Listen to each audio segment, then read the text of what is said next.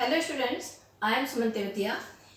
This is your first lesson, The Portrait of a Lady, written by Khushwant Singh. And it is your final part of this lesson.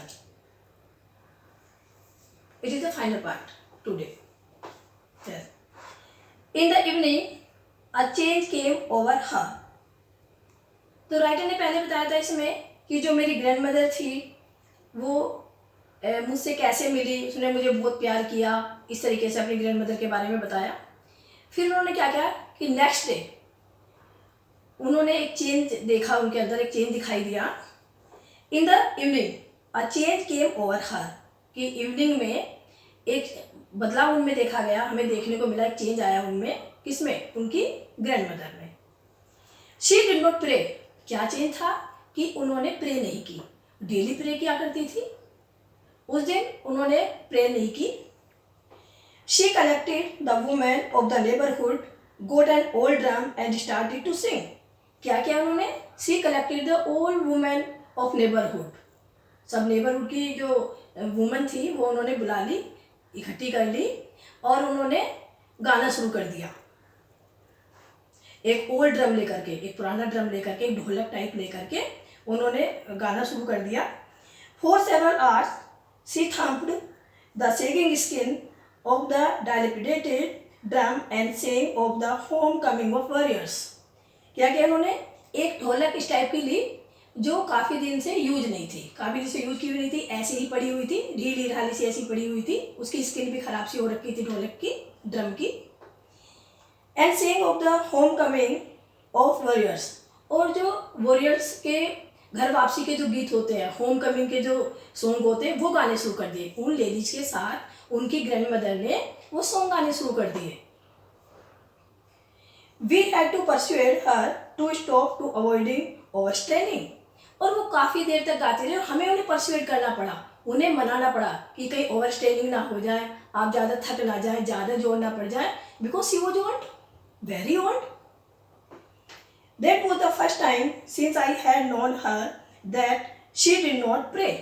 और first time था ये पहली बार मैंने ऐसे देखा जब से मैंने उन्हें जाना, जब से मैं उन्हें देखता आया हूँ, ये फर्स्ट टाइम था कि उन्होंने प्रे नहीं की, उन्होंने प्रार्थना नहीं की। जैसे डेली प्रे क्या करती थी वो, उस दिन उन्होंने प्रे नहीं की। The next morning she was taken ill, और नेक्स्ट मॉर्निंग क्या हुआ कि वो बीमार पड़ गई। इवनिंग में तो उन्होंने ऐसा किया कि सॉन्ग गाए, सब नेबरहुड की जो लेडीज़ थी उनको सबको बुला लिया, और नेक्स्ट मॉर्निंग ही वो बीमार पड़ गई। It was a mild fever and the doctor told us that it would go, और उन्हें माइल्ड फीवर था, हल्का फीवर था, और डॉक्टर ने हमें बताया कि वो ठीक हो जाएगा, बुखार चला जाएगा, यानी कि ठीक हो जाएगी। But my grand mother thought differently, लेकिन मेरी मदर तो डिफरेंट ही सोचती थी। मेरी जो ग्रैंड मदर थी वो तो डिफरेंट ही थॉट था, उनका तो अलग ही विचार था। She told us that her and was near, उन्होंने हमें बताया कि उनका एंड नियर है, यानी कि अब वो बच नहीं पाएंगी, यानी कि उनका एंड नियर है, अब उनकी लाइफ जो खत्म होने वाली है। She said that since only a few hours before the close of the last chapter of her eyes she had omitted to pray. उन्होंने कहा कि अब लाइफ का जो लास्ट चैप्टर ही खत्म होने वाला है, यानी कि लाइफ का एंड ही होने वाला है, और उन्होंने प्रे ओमिट कर दी, यानी कि प्रे छोड़ दी। पूरी लाइफ, होल लाइफ वो प्रे करती रही, और लास्ट टाइम जब उनकी लाइफ का पार्ट ही खत्म होना है, चैप्टर ही खत्म होने वाला, लास्ट चैप्टर है, और उन्होंने प्रे करना छोड़ दिया। She was not going to waste any more time talking to us, और अब हमारे साथ बातें कर करके, टॉकिंग करके अब वो टाइम वेस्ट करना नहीं चाहती थी। उन्हें मालूम था कि उनका एंड नियर है, और अब हमारे साथ भी वो बात नहीं कर रही थी, यानी कि इट मीन्स कि वो टाइम वेस्ट नहीं करना चाहती थी। वी प्रोटेस्टेड, अब हमने इस बात का प्रोटेस्ट किया, जब उन्होंने कहा कि मेरा एंड नियर है, यानी कि अब तो मैं जाने वाली हूँ, तो हमने इस बात का विरोध किया। जैसे नॉर्मल कहते हैं अरे नहीं ऐसा नहीं है। But she ignored our protest, लेकिन हम जो प्रोटेस्ट कर रहे थे वो उसको इग्नोर कर दिया, उन्होंने अनदेखा कर दिया। शी ले peacefully in bed praying and telling her beads, और वो पीसफुली अपने बेड पर लेट गई एंड टेलिंग हर बीड्स, और उनके बीड्स, रोजरी के जो बीड्स होते हैं, रोजरी आप देख सकते हैं, rosary, it is a rosary and these are beads, और इस तरह से वो बीड काउंट करती थी, जब प्रे करती थी तो इस तरह बीड काउंट करती थी। तो उन्होंने क्या किया, रोजरी ली और अपने बीड्स काउंट करने शुरू कर दिए। इट मीन्स कि उन्होंने फिर प्रे करनी शुरू कर दी। Even before we could suspect, और इससे पहले कि हमें कुछ सस्पेक्ट हो, हमें कुछ डाउट हो, हर lips stopped moving and the rosary fell from her lifeless finger, और इससे पहले कि हमें सस्पेक्ट हो, हर लिप्स स्टॉप्ड मूविंग, उनके जो लिप्स थे उन्होंने मूव करना बंद कर दिया। इट मीन्स कि उनके लिप्स ने जो चलना, जैसे वो मूव कर रहे थे, होठ्स हिल रहे थे, उनके लिप्स वो हिलने बंद हो गए। And the rosary fell from her lifeless finger, और इस तरह से जैसे उन्होंने रोजरी पकड़ रखी थी, इस तरह से उनकी लाइफलेस फिंगर क्यों यूज हुआ, बिकॉज शी वॉज डेड, तो उनकी फिंगर भी लाइफलेस हो गई, उनके हाथ से जो रोजरी थी वो ऐसे छूट गई। A peaceful pallor spread on her face, and we knew that she was dead. Peaceful pallor, और एक बड़ी खामोशी सी पीलापन लिए, वो पीलापन उनके चेहरे पर फैल गया, स्प्रेड हो गया, यानी कि उनके कहने का मतलब कि उनके चेहरे पर पीलापन छा गया और बड़ी खामोशी सी छा गई, एकदम peaceful. And we knew that she was dead, और हम जान गए, यानी कि हमें पता गया that she was no more, यानी कि वो अब रही नहीं, she was dead. We lifted her off the bed and we lifted her off the bed, और हमने क्या किया फिर, जब सबको पता चल गया शी वॉज नो मोर, तो उन्होंने उसको नीचे उतार लिया, बेड से नीचे उतार दिया। एज इट कस्टमरी मीन्स ये तो एक रिवाज होता है, रिवाज के अकॉर्डिंग टू कस्टम्स उन्होंने उन्हें नीचे उतार लिया। Laid her on the ground and covered her with a red shroud, और उन्होंने नीचे उतार करके ग्राउंड पे ले लिया, और उन्हें रेड कलर का एक श्राउड था, यानी कि जो कफन जिसको बोलते हैं, उससे कवर कर दिया, उनकी बॉडी को उससे कवर कर दिया।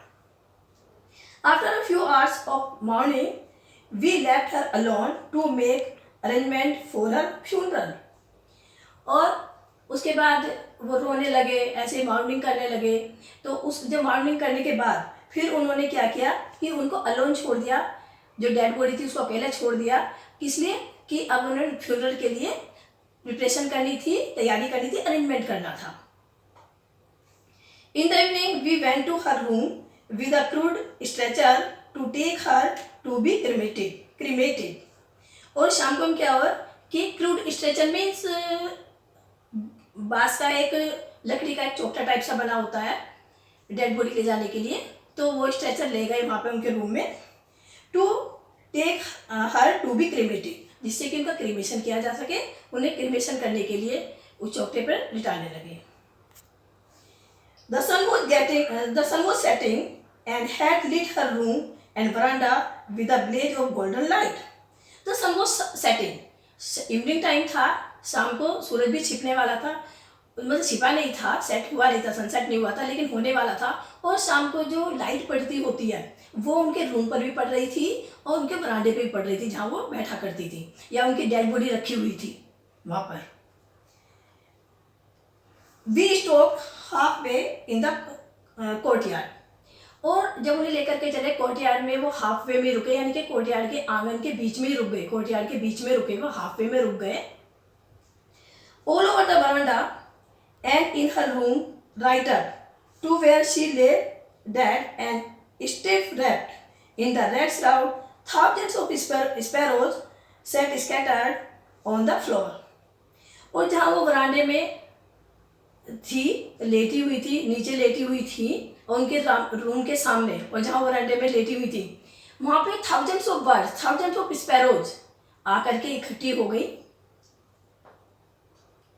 There was no chirping, daily तो वो चिरपिंग क्या करती थी, बहुत नॉइज करती थी, बहुत शोर मचाती थी बर्ड्स, लेकिन उस दिन क्या हुआ, थाउजेंड्स, हजारों बर्ड्स आकर के इकट्ठी हो गई वहाँ पर।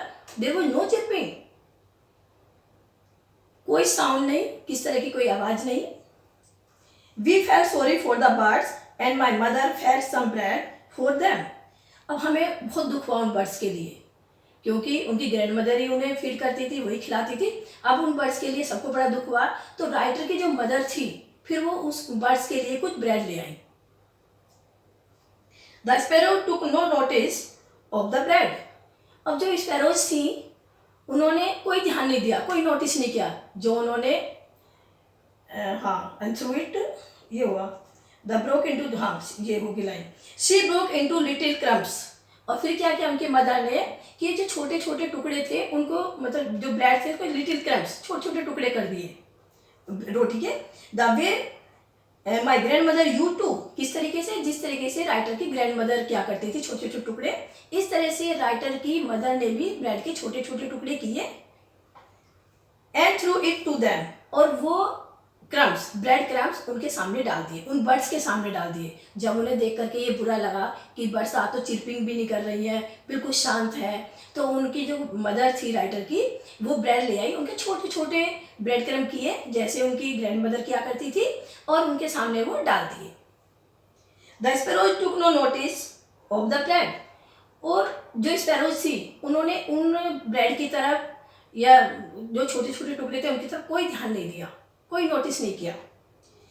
When we carried my grandmother corpse off, corpse means dead body, जब हम अपने ग्रैंड मदर की डेड बॉडी को ले जाने लगे, they flew away quietly, बड़ी शांति के साथ, all the birds, all the sparrows flew away, सब उड़ गई। Next morning, the sweeper swept the bread crumbs into the dustbin, और नेक्स्ट मॉर्निंग जो स्वीपर आया, उनके यहाँ घर सफाई करने वाला आया, उसने सारे ब्रेड क्रम्स कलेक्ट किए और वो डस्टबिन में डाल दिए। इट मीन्स कि स्पैरोज ने वो ब्रेड क्रम्स खाए नहीं, रोटी के टुकड़े खाए ही नहीं। So student, this lesson is complete. Thank you very much.